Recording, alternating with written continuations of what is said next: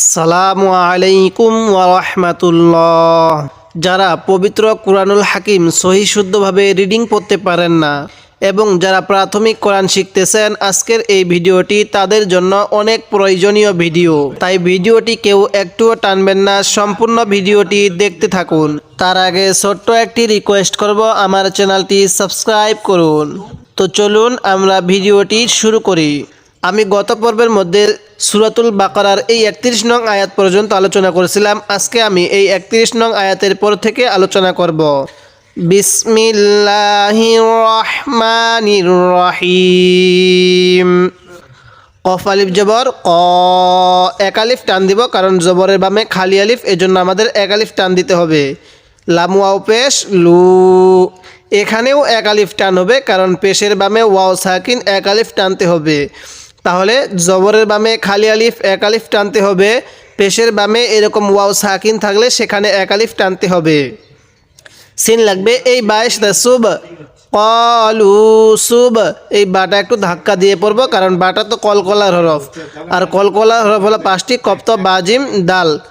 কলু সুব, হা খারা জবর হা, নুন জবর না, কাব জবর কা, সুব হা না কা, হায়ের মধ্যে এক আলিফ টান দিব। খারা জবর খারাজের উল্টা পেশ হলে সেখানে এক আলিফ টানতে হবে। তো এখানে খারা জবর হায়ের উপর, এজন্য আমি এক আলিফ টান দিছি। কলু সুবহানাকা, লাম আলিফ জবর লা, আইন লাগবে এই লামের সাথে আইল, মিম জবর মা, লা ইলমা, লাম জবর লা, নুন আলিফ জবর না। তো এখানে আমরা 3 আলিফ টান দিব, কারণ মোদের হরফের উপর যখন দেখবো এরকম চিকন চিহ্ন, এরপরে এরকম লম্বা হামজা আছে, তখন সেখানে আমরা 3 আলিফ টান দিব। লা ইলমা লানা, আইনটা একটু চাপ দিয়ে পড়বো, অনেকেই আমরা এই আইনগুলোকে হামজা পড়ে ফেলি। ক্বালু সুবহানাকা, সুবহানাকা লা ইলমা লানা, হামজা লাগবে এই লামের সাথে ইল, লাম আলিফ জবর লা, এক আলিফ টান দিব। ইল্লা, মিম আলিফ জবর মা। তো এবার আপনি বলেন তো দেখি এখানে কয় আলিফ টান দিব? হ্যাঁ, এক আলিফ টান দিব। জবরের বামে খালি আলিফ হলে সেখানে আমাদের এক আলিফ টানতে হবে। আইন লাগবে এই লামের সাথে আল, লাম লাগবে আবার এই মিমের সাথে লাম, আল্লাম, তা জবর তা, নুন আলিফ জবর না, আল্লাম তানা। যদি এখন আমরা ওয়াকফ করি তাহলে এরকম করেই পড়ব, আল্লাম তানা ইল্লা মা আল্লাম তানা। ক্বালু সুবহানাকা লা ইলমা লানা, লা ইলমা এরকম করে পড়ব না, আইনটা একটু চাপ দিব। লা ইলমা লানা ইল্লা মা আল্লামতানা, হামজা লাগবে এই নুনের সাথে ইন, এখানে গুণনা করব নাকের বাসি দ্বারা, কারণ মিম এবং নুনের উপর তাজদিদ হলে সেখানে আমাদের গুণনা করতে হবে। তো নুনের উপর তাজদিদ আছে, এজন্য আমরা গুণনা করছি। তাহলে ইন না, কাব জবর কা, ইন না কা, হামজা লাগবে এই নুনের সাথে আং, এখানে নাকের বাসি দ্বারা গুণনা করব। অনেকে আমরা এই নুন সাকিনগুলা পড়তে পারি না, যখন দেখব নুন সাকিনের পরে ইকফার যেই 15টি হরফ আছে, এই 15টি হরফ থেকে কোনো একটি হরফ যদি এই নুন সাকিনের পরে আসে, তাহলে ওই নুন সাকিনের মধ্যে আমরা গুণনা করব। আর যদি এই নুন সাকিনের পরে ইজহারের যে 6টি হরফ আছে, হামজাহা আইনহা গইন খ, এই 6টি হরফ থেকে কোনো একটি হরফ যদি এই নুন সাকিনের পরে আসে, তাহলে ওই নুন সাকিনের মধ্যে আমরা স্পষ্ট করে পড়ব। আং, তা লাগবে এই লামের সাথে তাল, আং তাল, আইন জবর আ, লামিয়াজের লি, এক আলিফ টান দিব, জেরের বামে ইয়া সাকিন, এক আলিফ টানতে হবে। আং তাল আলি, মিম লাগবে এই লামের সাথে মুল, আলি মুল, হা জবর হা, কাপিয়াজের কি, মিম পেশ মু, হাকিমু। তো যদি আমি এখন ওয়াকফ করি তাহলে কিভাবে পড়ব? হাকিম,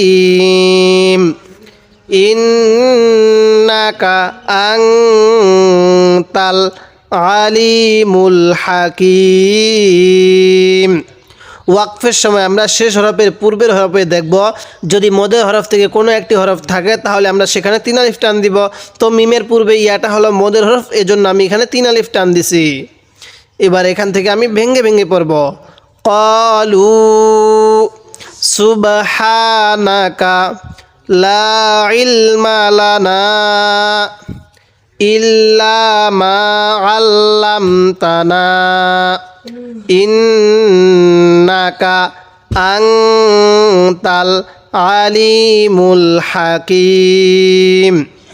এবার আমরা এই আয়াতের শুরু থেকে মিলিয়ে পড়ব।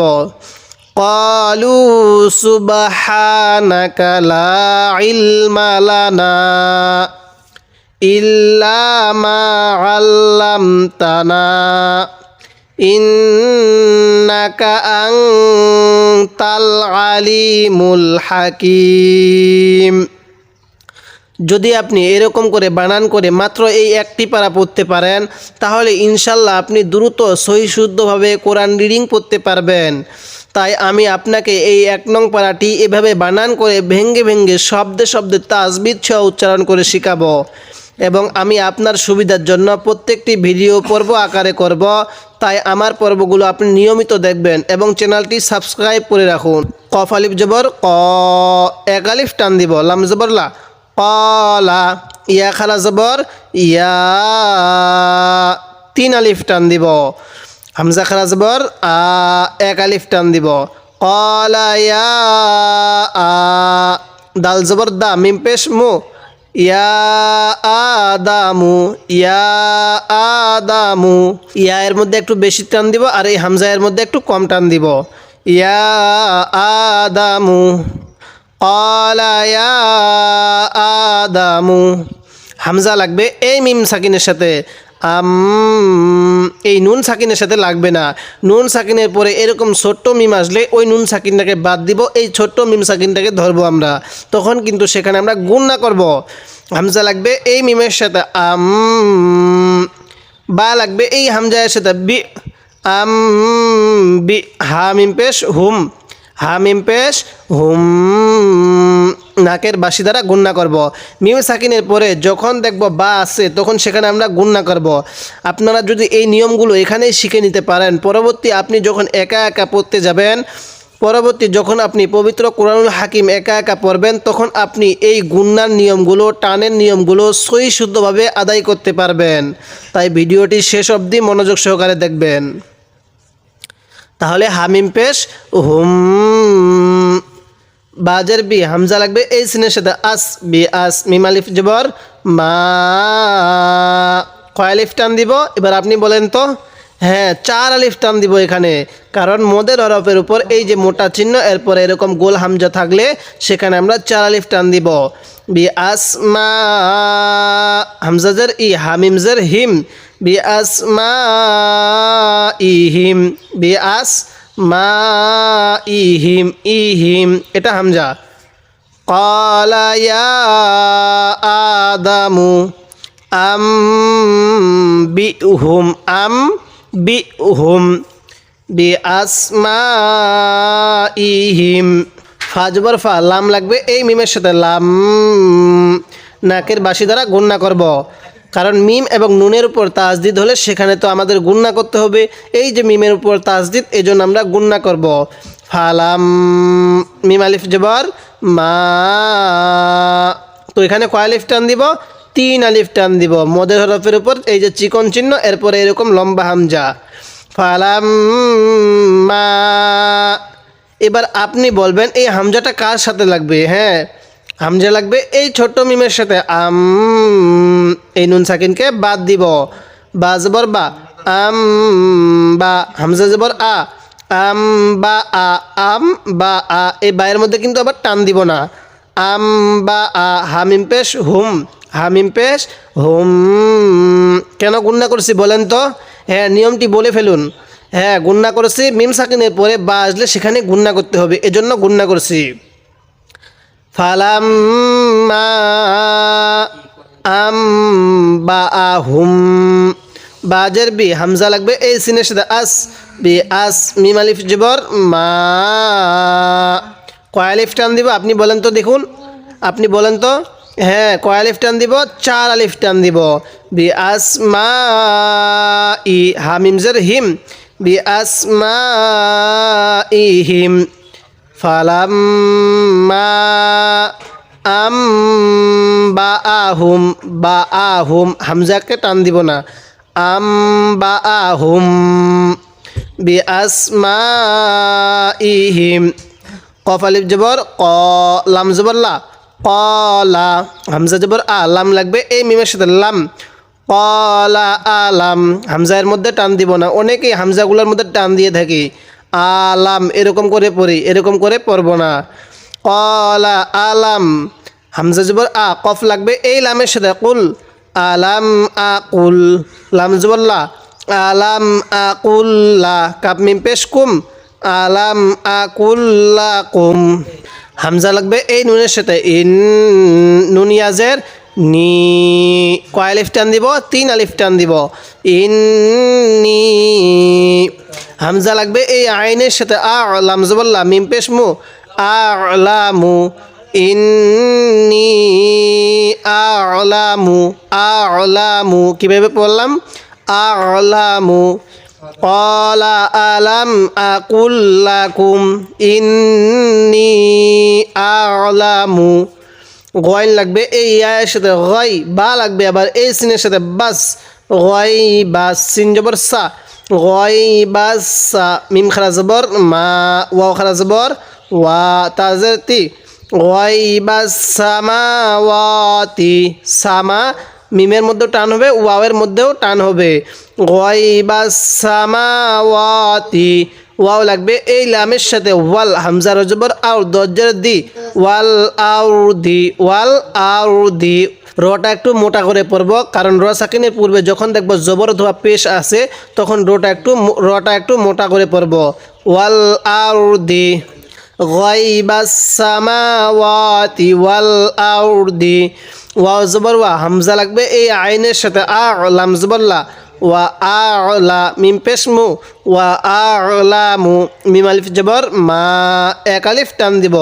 তা লাগবে এই বায়ের সাথে, তুব দাল ওয়াও পেশ দু, নুন জবর না, মা তুব দু না। ওয়া আ'লামু মা তুব দু না, ওয়া আ'লামু মা তুব দু না। ওয়া জবর ওয়া, মিম আলিফ জবর মা, 1 আলিফ টান দিব। ওয়া মা, কাপ লাগবে এই নুনের সাথে, কুং তা মিম পেশ তুম, ওয়া মা কুং তুম। নুন সাকিনের মধ্যে গুণনা করব। তা লাগবে এই কাপের সাথে, তাক তা পেশ তু, তাক তু। মিম ওয়াও পেশ মু, নুন জবর না, তাক তুমু না। তো যদি আমি এখন ওয়াকফ করি তাহলে কিভাবে পড়ব? তাক তুমুন, তখন এখানে আমি 3 আলিফ টান দিব। ওয়া আ'লামু মা তুবদুনা ওয়া মা কুনতুম তাকতুমুন। এবার আমি এই আয়াতের শুরু থেকে ভেঙে ভেঙে পড়ব। ক্বালা ইয়া আদামু, ইয়ার মধ্যে একটু বেশি টান দিব, হামজা এর মধ্যে একটু কম টান দিব। ইয়া আদামু, ক্বালা ইয়া আদামু আম্বিহুম, আম্বিহুম মিমের মধ্যে গুণনা করব। আম্বিহুম, আম্বিহুম। এখানে মিমের মধ্যে গুণনা করব, এখানেও মিমের মধ্যে গুণনা করব। বি আসমাইহিম, বি আসমাইহিম ফালাম্মা আম্বাআহুম, হামজার মধ্যে টান দিব না, আম্বাআহুম বি আসমাইহিম। ক্বালা আলাম আকুল লাকুম ইন্নী আ'লামু গায়বাস সামাওয়াতি ওয়াল আরদ ওয়া আ'লামু মা তুবদুনা। বাটা একটু ধাক্কা দিয়ে পড়ব। ওয়া মা কুনতুম তাকতুমুন। এবার আমরা এই আয়াতের শুরু থেকে মিলিয়ে পড়ব। ক্বালা ইয়া আদামু আম্বিহুম বিআসমাইহিম ফালাম্মা আম্বাআহুম বিআসমাইহিম ক্বালা আলাম আকুল লাকুম ইন্নী আ'লামু গায়বাস সামাওয়াতি ওয়াল আরদ ওয়া আ'লামু মা তুবদুনা ওয়া মা কুনতুম তাকতুমুন। যারা এরকমভাবে বানান করে ভেঙ্গে ভেঙ্গে শব্দে শব্দে তাসবিহ সহ এই 1 নং পারাটি শিখতে চান তাহলে আমার চ্যানেলটি সাবস্ক্রাইব করুন এবং আমার পর্বগুলো নিয়মিত দেখবেন। আজকে আমি সূরাতুল বাকারার এই 33 নং আয়াত পর্যন্ত আলোচনা করলাম। পরবর্তী পর্বের মধ্যে আমি এই 33 নং আয়াতের পর থেকে আলোচনা করব, তাই আমার পর্বগুলো নিয়মিত দেখবেন।